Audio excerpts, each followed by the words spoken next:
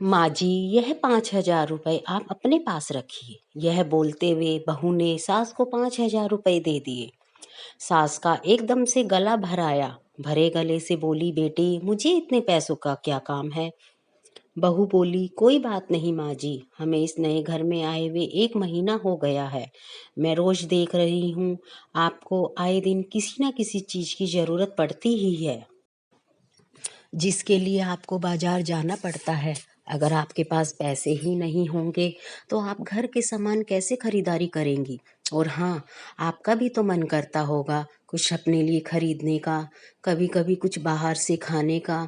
इसलिए आप यह पैसे रख लीजिए। सास चेहरे पर मुस्कुराहट लाते हुए बोली, बेटी पेंशन के पैसे तो होते हैं मेरे पास। बहू ने कहा, कोई बात नहीं माँ, आप इन्हें भी रख लीजिए। बहू बोली, माँ जी आप पार्क में घूमने चली जाया करो और वहाँ अपने फ्रेंड्स बनाओ। कभी मन हुआ तो उनके साथ घूमने भी चली जाया करो। इन्होंने मुझे बताया है कि आपने बहुत मुश्किलें उठाते हुए इस घर को संभाला है। बड़े भैया अपने घर में खुश हैं, दीदी अपने ससुराल में खुश हैं और हम सब भी यहाँ बहुत खुश हैं।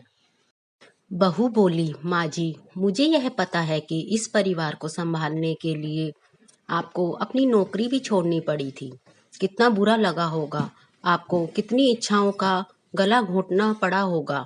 इसके बाद हर छोटी बड़ी बात के लिए आपको पति के सामने हाथ फैलाने पड़े होंगे।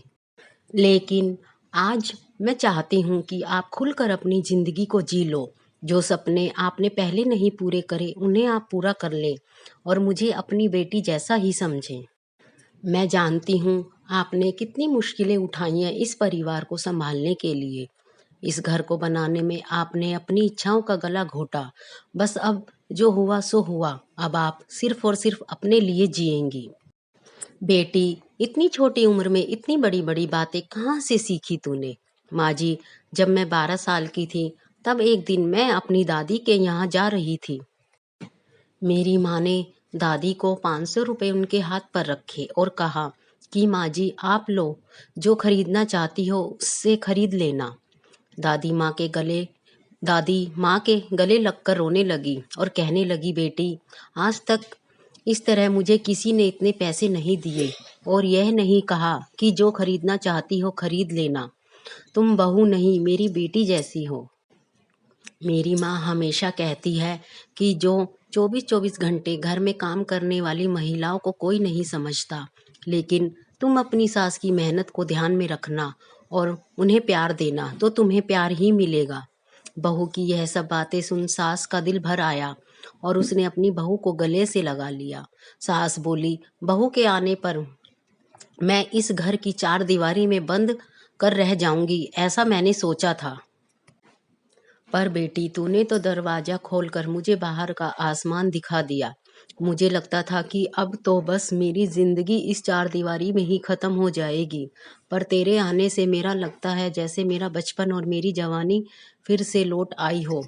मैं भगवान से यही प्रार्थना करूंगी कि भगवान ऐसी बहू सबको दे।